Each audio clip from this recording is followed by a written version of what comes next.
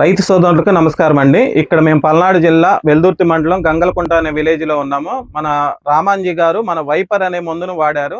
ఈ ఏడు అధికంగా మన కాటన్ లో వచ్చేసి ఎర్ర నల్లి అనేది బాగా మేజర్ గా ఇబ్బంది పెడుతుంది రైతుల్ని. ప్లస్ పచ్చదోమ, తెల్లదోమ, దానితోడు తామర పురుగు అనేది వాడుతుంది. ఈ రైతు అనే అతను మనకి ఎన్నో మందులు వాడాడు.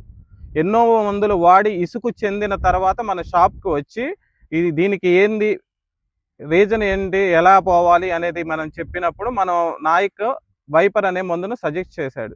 ఇది ఎకరానికి 250 ml మోతాదు వాడాడు. ఈ మోతాదు వాడిన మనం పొలంలోనే ఉన్నాం. ఇతను 10 ఎకరాలకు వాడాడు ఈ రామాంజీ గారు. ఈ రామాంజీ గారి మాటల్లోనే మనం వైపర్ అనే దాని రిజల్ట్ అనేది ఎలా ఉందో అనేది రైతు మాటల్లోనే తెలుసుకుందాం మనం. నమస్తే అండి. వైపర్ కొట్టినాక ఇది వరకు ముడత పారుగా చేను బాగలేదు, నల్లి తెల్లదామ ఉంది. వైపర్ కొట్టినాక చేను బాగుంది, సైనింగ్ వచ్చింది. అంత ముందు మందు కొట్టినా చేను బాగలే.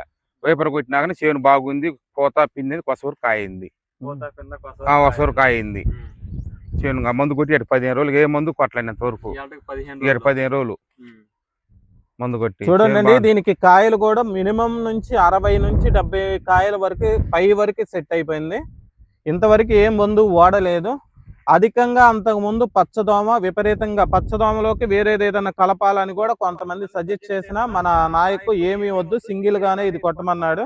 ఇది కొట్టినాక చూడండి, అన్ని ఏ చెట్టుకు పట్టినా 60-70 కాయలు, మినిమం 15 క్వింటాల నుంచి 16 క్వింటాలు 17 క్వింటాలు అయ్యే అంత కాపు ఉంది.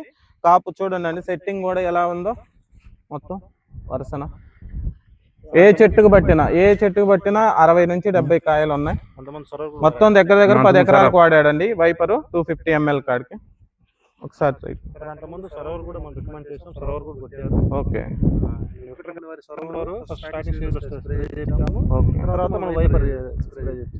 పక్కా చేను రైతు కూడా వచ్చాడండి. ఈ చేను ఎలా ఉందని కూడా చూడటానికి వచ్చాడండి. ఒకసారి అతని మాటల్లో కూడా ఎట్లుందండి మీకు చేను? అయితే పర్వాలేదు. ఇది వాడక ముందు ఎలా ఉందండి చేను?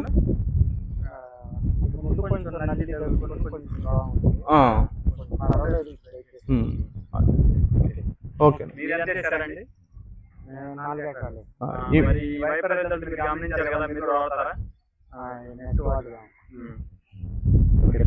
Okay, thanks.